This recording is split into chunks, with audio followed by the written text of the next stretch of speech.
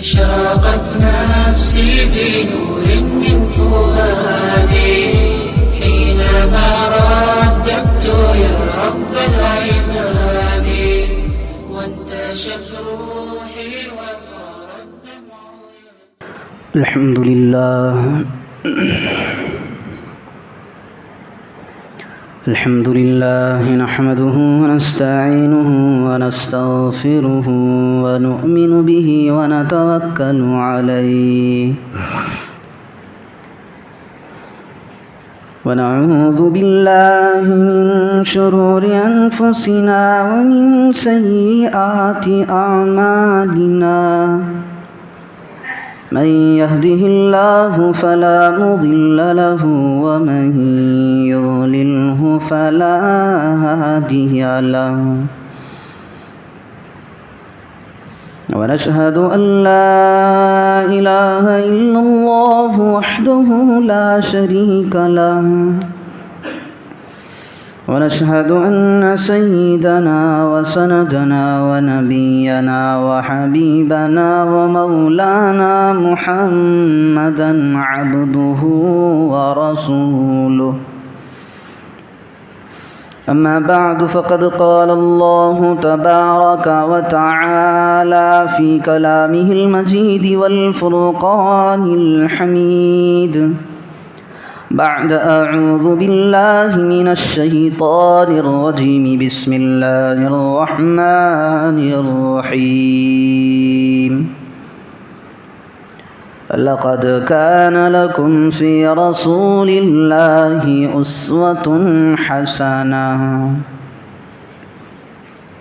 وقال النبي صلى الله عليه وسلم عليكم بسنتي وسنة الخلفاء الراشدين أو كما قال صلى الله عليه وسلم.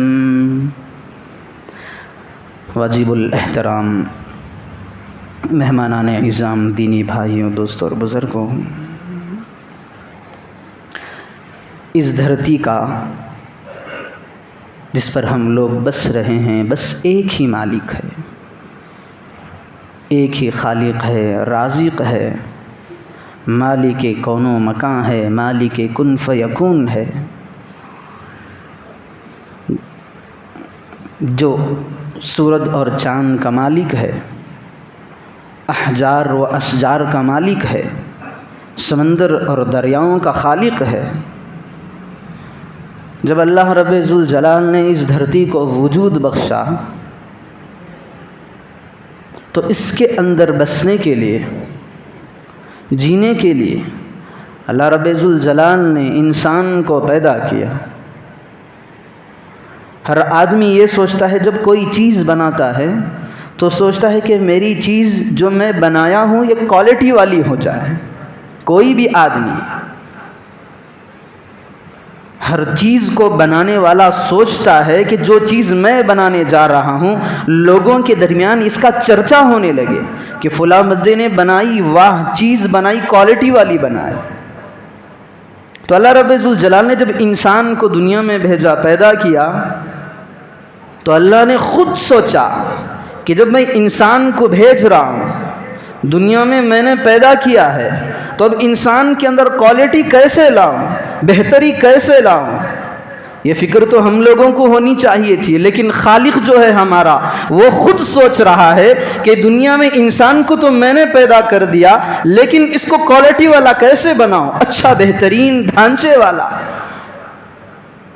ایک اعلیٰ عرفہ افضل انسان کو کیسے بناؤں.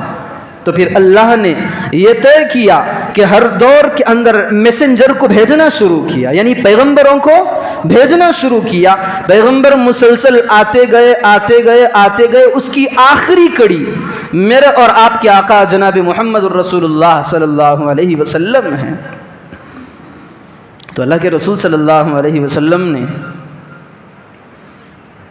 ہم جیسوں کے لیے ایک بہت ہی پیاری شریعت ہمارے سامنے لا کر کے رکھ دیا. شریعت کا ایک حصہ قرآن ہے تو دوسرا حصہ احادیث ہیں. ایسی چیزیں لائے جس میں مسلمان تو دور غیروں کے لیے بھی وہ رحمت بنا کر بھیجی گئی ہے، جس کے اندر پیار و محبت بھری ہے، جس کے اندر عدل و انصاف کی باتیں ہیں، جس کے اندر ہمدردی ہے، جس کے اندر غم خاری رکھی گئی ہے، جس کے اندر ایک دوسرے کا ادب و احترام کو ملحوظ رکھا گیا ہے۔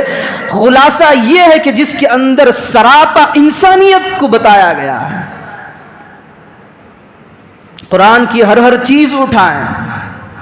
اللہ رب ذوالجلال نے ایک موقع پر قرآن میں کہا ان اللہ یأمر بالعدل، اللہ تمہیں حکم دیتا ہے کہ انصاف کو قائم کرو۔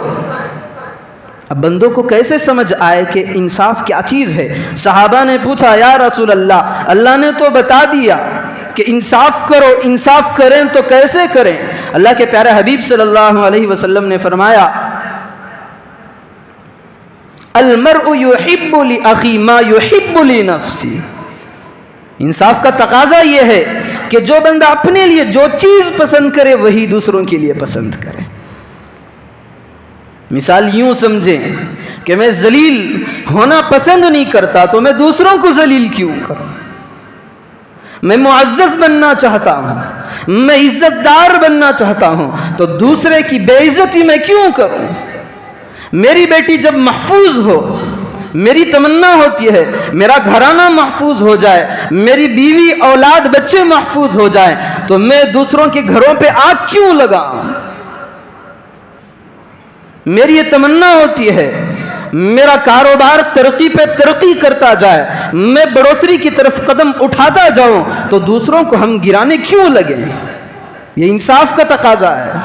یحب لنفسی ما یحب لاخی ما یحب لنفسی۔ انصاف کا تقاضا یہی ہے کہ جو آدمی اپنے لیے جو چیز پسند کرتا ہے وہی دوسروں کے لیے بھی پسند کرے۔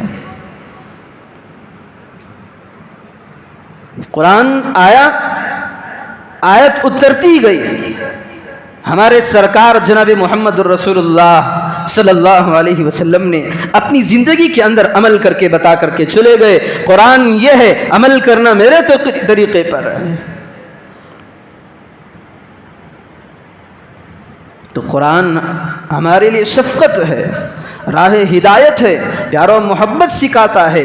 شریعت پر جو بندہ گامزن رہ جاتا ہے قسم خدا کی موت تک کبھی وہ گمراہ ہو نہیں سکتا اور وہ ذلیل بھی ہو نہیں سکتا۔ ہماری شریعت تو ایسی ہے، دنیا کی کسی مذہب کے اندر وہ باتیں نہیں ہیں جو ہماری شریعت کے اندر موجود ہیں۔ ہماری شریعت یہ سکھاتی ہے کہ جو تم آپس میں مسلمان رویہ اختیار کرتے ہو وہ رویہ کافروں کے ساتھ بھی اختیار کرو۔ اللہ کے پیارے حبیب صلی اللہ علیہ وسلم کے پاس ایک صحابہ آئے، آ کر کے کہنے لگے یا رسول اللہ مجھے اپنے ہاتھ پر بیعت کر لیجئے، میں مسلمان ہونا چاہتا ہوں۔ تو اللہ کے رسول صلی اللہ علیہ وسلم نے انہیں مسلمان کر لیا۔ وہ صحابہ نے کہا یا رسول اللہ میں تو مسلمان ہو گیا ہوں لیکن میرے اندر ایک خامی ہے، مجھے برائی کرنے کو جی چاہتا ہے، کسی عورت کے ساتھ غلط کاری میری عادت بن چکی ہے، مجھے اس کی اجازت دینا۔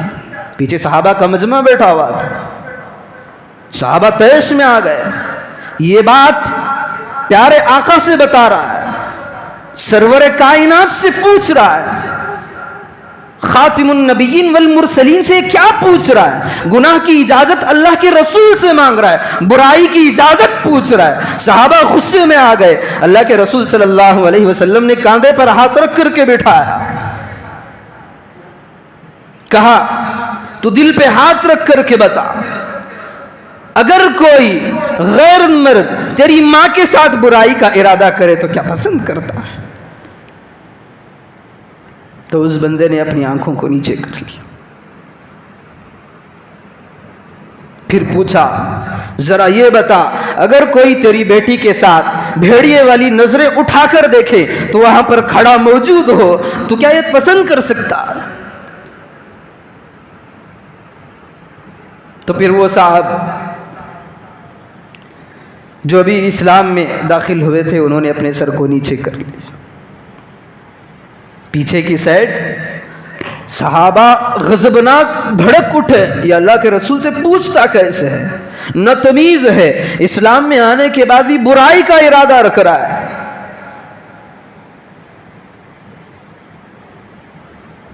اگر چاہتے تو اللہ کے نبی صلی اللہ علیہ وسلم گریبان پکڑ کر کے اس کو باہر کر دیتے۔ بدتمیز او ناہنجار، میں اللہ کا اتنا بڑا رسول ہوں، میں تو برائی کے خاتمے کے لیے آیا ہوں، تو مجھی سے برائی کا ارادہ، اس کی اجازت طلب کر رہا ہے۔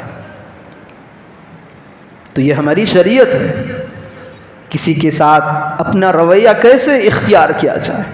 غیر تو غیر، مسلمان غیروں کے ساتھ اپنے رویے کو کیسے بنائے۔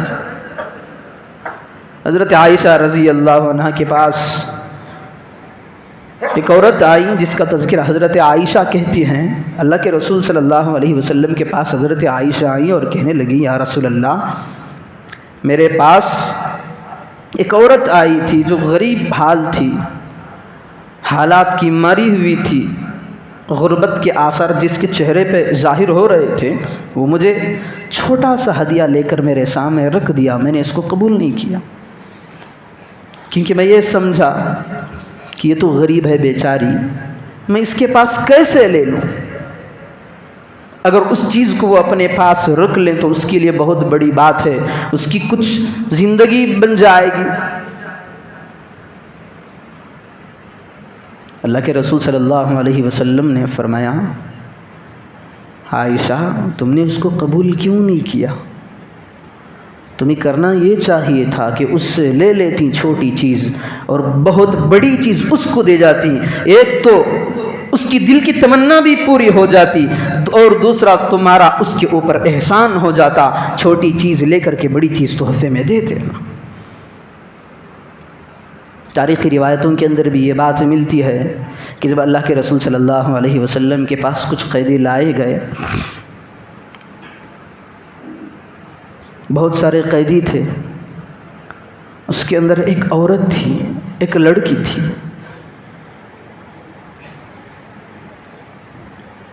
جو قبیلہ بنو طے کی تھی، قیدی جو لوگ تھے جسے ہم جانتے ہیں حاتم تائی کہتے ہیں، تائی۔ اگر سخاوت کی مثال کسی کو دی جاتی ہے تو ہم کہتے ہیں کہ یہ تو حاتم تائی بنا پھر رہا ہے، یعنی اتنا سخی ہے۔ تو اس قبیلے کی چند لوگ اللہ کے رسول صلی اللہ علیہ وسلم کے دربار میں قیدیوں کی حیثیت سے پکڑ کر لائے گئے۔ تو اس میں ایک لڑکی تھی۔ جب قبیلہ طے کا تذکرہ ہو رہا تھا تو اس لڑکی نے کہا، یا رسول اللہ، اسی قبیلہ طے کی جو ایک مثالی آدمی گزر چکا حاتم تائی، میں اسی کی بیٹی ہوں۔ تاریخی روایتوں کے اندر یہ بات بھی ملتی ہے کہ اللہ کے رسول صلی اللہ علیہ وسلم نے جب اس کی طرف دیکھا تو اس کا دوپٹہ نہیں تھا اس کے پاس۔ اللہ کے رسول صلی اللہ علیہ وسلم نے اس کو بلا کر کے اپنے سر پر جو چادر پیارے آقا نے پہنی تھی، جبرائیل وہی لے کر کے جو آتے تھے، نبوت والے جسم پر نبوت والی چادر، اللہ کے رسول صلی اللہ علیہ وسلم نے اس لڑکے کو اٹھا کر کے دے دیا کہ اپنے سر کو ڈھانک لو، اس سے دوپٹے کا استعمال کر لے۔ صحابہ نے پوچھا، یا رسول اللہ، یہ تو نبوت والا کپڑا ہے، نبوت والی چادر ہے، آپ اس عورت کے لیے دے رہے ہیں، غیر کے لیے دے رہے ہیں؟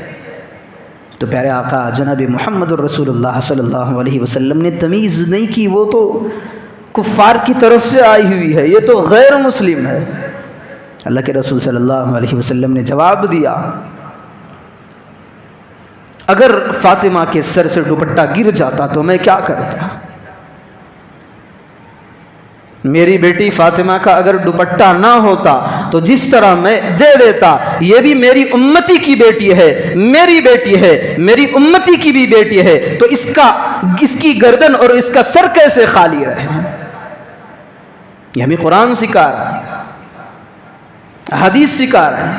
آج مسلمان نکما اس لیے بن گیا ہے کہ ان ساری چیزوں سے دور، غیروں کے طریقے، غیروں کے فیشنز، یہود و نصارہ کے گود میں بیٹھ گیا ہے مسلمان. تو کامیابی کہاں آئے گی اس کے پاس؟ یہ ناکامی کی طرف جا رہا ہے.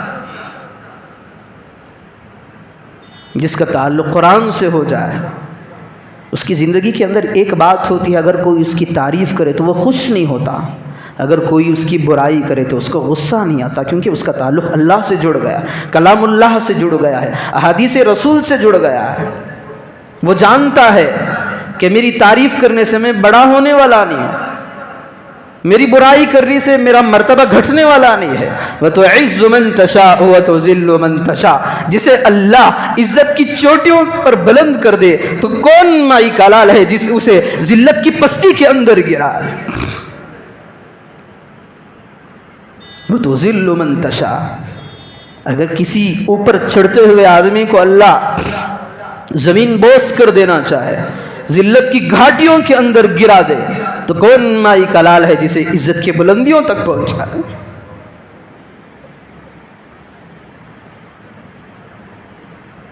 کوئی نہیں ہے. تو یہ ہماری شریعت ہمیں سکھا رہی ہے. وَاعْتَصِمُوا بِحَبْلِ اللَّهِ. اللہ کی رسی کو مضبوطی کے ساتھ تھامے رکھو، قرآن کو سینے سے لگاؤ، شریعت مطہرہ کو دل کے اندر جگا دو، تو تمہاری کامیابی اسی میں ہے. اور اوروں کے ساتھ محبت کو پیش آؤ. محبت کس انداز سے پیش کی جاتی ہے؟ ہم جانتے ہیں کہ اللہ کے رسول صلی اللہ علیہ وسلم کے دور کا سب سے بڑا نکما، سب سے بڑا رذیل، جاہل، کمینہ، نالائق، بدتمیز، شاتم رسول، اللہ کے رسول صلی اللہ علیہ وسلم کو ہر موڑ پر ستانے والا منافقوں کا سردار عبداللہ بن ابی. اس نے اللہ کے رسول صلی اللہ علیہ وسلم کے ساتھ کیا کیا نہیں کیا. اللہ کے رسول صلی اللہ علیہ وسلم کے ساتھ اتنی نفرت تھی، نبوت والا چہرہ دیکھنا اس کو ناہنجار کو پسند نہیں آتا. کبھی اللہ کے رسول صلی اللہ علیہ وسلم کی عزت کو گرانے کے لیے حضرت عائشہ پر اس نے تہمت لگائی.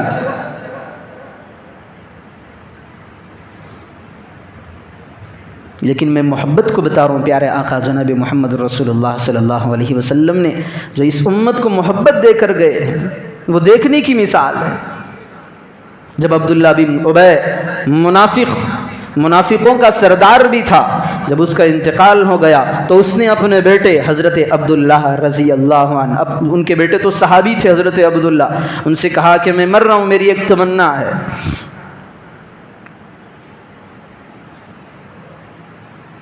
بیٹا پوچھتا ہے باپ سے، بتائیں ذرا آپ کی تمنا ہے کیا؟ تو باپ کہتا ہے جب میں مر جاؤں تو محمد کو لے کر آنا میری نماز جنازہ پڑھانے کے لیے. ابھی حضرت عبداللہ گئے، انتقال ہو گیا عبداللہ بن ابی کا جو منافقوں کا سردار تھا. ابھی ان کے بیٹے حضرت عبداللہ گئے اللہ کے رسول صلی اللہ علیہ وسلم کے پاس.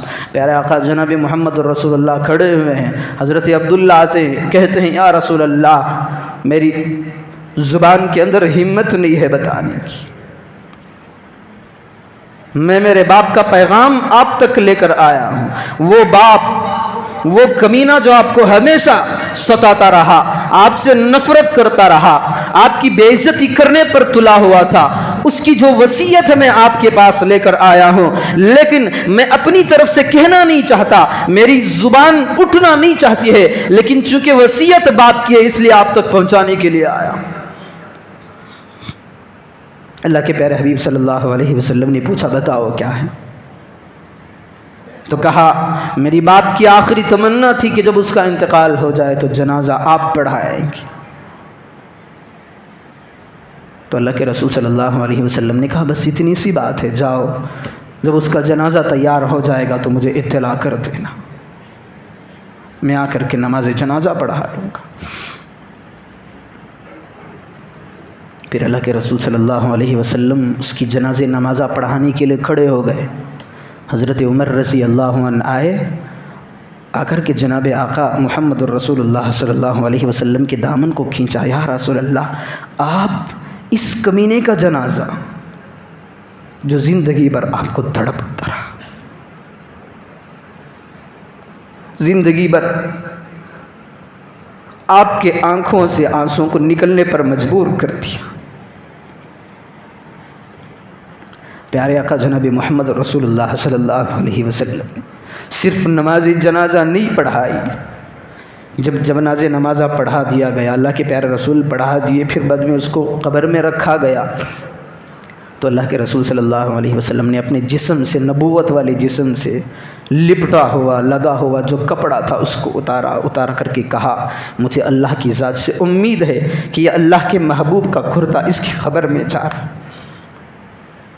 ادھر سے آیت نازل ہو گئی، ان تستغفر لهم 70 مرہ فلن یغفر اللہ، اگر آپ 70 مرتبہ بھی اس کی نماز جنازہ پڑھا دے تو اللہ، اس نے ایسی بدعمالیاں کی ہیں، اللہ کے لاڈلے کو ستایا ہے، اللہ اسے معاف کرنے والا ہے۔ آیت نازل، ادھر اللہ کے رسول کا کردار دیکھیں،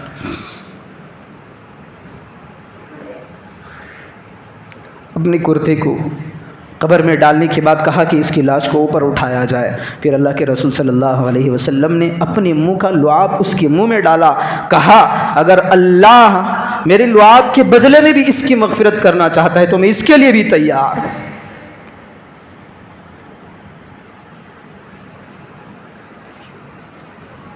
یہ ہماری شریعت ہمیں سکھاتی ہے۔ جس پیارے شہر سے اللہ کے رسول صلی اللہ علیہ وسلم کو نکالا گیا، دھکے کھانے پڑے اللہ کے رسول اور صحابہ کو، بے عزتی کے ساتھ ان لوگوں کا رویہ رہا۔ اللہ کے رسول صلی اللہ علیہ وسلم جب مکے کو چھوڑ کر گئے تو اللہ کے رسول نے کہا اگر میری قوم مجھے نہ ستاتی تو اے مکہ میں تجھے چھوڑ کر جانے والا نہیں تھا، لیکن ایک وقت ایسا آیا، مکہ فتح ہوا، پھر خانہ کعبہ کی چابی اللہ کے رسول صلی اللہ علیہ وسلم کے ساتھ پاس تھی، اللہ کے رسول کا لشکر مکے کے اندر داخل ہو رہا ہے فاتحانہ شان کے ساتھ، جو اللہ کے رسول کے پیچھے لشکر ہے، مجمع سے آوازیں آ رہی ہیں، الیوم یوم الملحمہ، آج تو خون بہانے کا دن ہے۔ مکے والے اپنے گھروں کو سنبھال رہے ہیں، وہ دشمن جو اللہ کے رسول صلی اللہ علیہ وسلم کی جنہوں نے زندگی کو اجیرن کر رکھا تھا، وہ یہ سمجھ رہے ہیں کہ آج مکہ فتح ہو چکا، مکہ محمد کے ہاتھ میں آ چکا ہے، آج ہماری خیر نہیں۔ تو اللہ کے رسول صلی اللہ علیہ وسلم نے کہا اعلان یوں کرو، الیوم یوم المرحمہ، آج تو کھلی معافی کا دن ہے۔ 13 سال تک جن لوگوں نے پیارے حبیب کو تڑپایا، حق تو یہ بنتا کہ تلوار کی نوک پر ایک ایک کی گردنیں کاٹ دی جائیں۔ اللہ کے رسول صلی اللہ علیہ وسلم نے اعلان کروایا، ہم یہاں پر کسی کا دوپٹہ نکالنے کے لیے، ان کے سروں پہ ڈالنے کے لیے آئے ہیں، کسی کے گلے کو کاٹنے کے لیے، گلے ملانے کے لیے آئے ہیں۔ تو ایسی پیاری شریعت ہے ہماری، جس کے اندر محبت، پیار، امن، شانتی۔ آج یہ مسلمان ایسی پاکیزہ شریعت کو ٹھوکر مار کر کے زندگی گزار رہا ہے، تو میں سمجھتا ہوں میرے اپنے الفاظ ہیں، مسلمانوں کی زندگی کو آج دیکھے، ایک نظر ڈالے، تو میں جانور کا نام نہیں لیتا، میں خود کہتا ہوں ایک مسلمان کی زندگی کتوں سے بدتر ہو چکی ہے، قسم اٹھا کر کے کہتا ہوں۔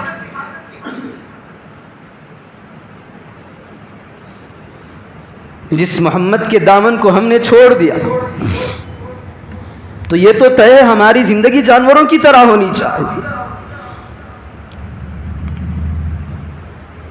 آج ہم دین سے کوسوں دور رہیں، محمد کے طریقے کو صلی اللہ علیہ وسلم ہم نے چھوڑ دیا، شریعت کو چھوڑ دیا، تو آٹومیٹک ہمارے دل و دماغ کے اندر بدعات، خرافات ابھرنے لگے، پیدا ہونے لگے۔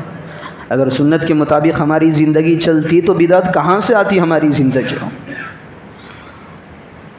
ہر زمانے کے ہر آدمیوں کے اندر، اچھے اچھے گھرانوں کے اندر ڈھیر ساری بدعتیں ہیں آج، جن بدعت کا خاتمہ کرنے کے لیے آج سے 1400 سال پہلے رسول اللہ صلی اللہ علیہ وسلم نے ہمیں تعلیم دی تھی، اس کو ہم نے پیچھے ڈال دیا، چل رہے ہم بدعتیوں کے گھرانوں کے۔ نام دینداروں کا، گھرانہ دیندار کا پل بڑھ رہے ہیں بدعات وغیرہ سے اپنے گھر کا.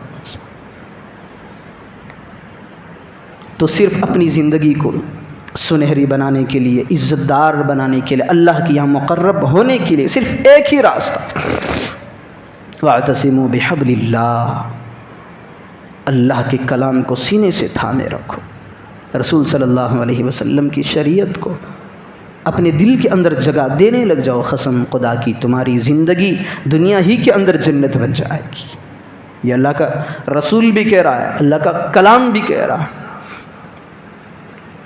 تو مجھے بتانا بس یہی ہے کہ آج ہم پر جو حالات آ رہے ہیں، باہر والے حالات اور دوسرے اندرونی حالات، بدعات، خرافات، توہمات، یہ سب اسی وجہ سے پل رہے ہیں. ہم نے اپنے دین کو ٹاٹا بائے بائے کر دیا، چھوڑ دیا.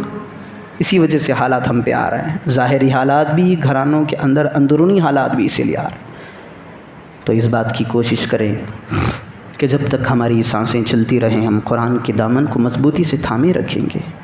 قرآن کو تھامنے کے لیے ضروری ہے کہ ہمارا تعلق، ہمارا اٹھنا بیٹھنا سونا، ہر طریقے کا تعلق علماء سے ہونا چاہیے.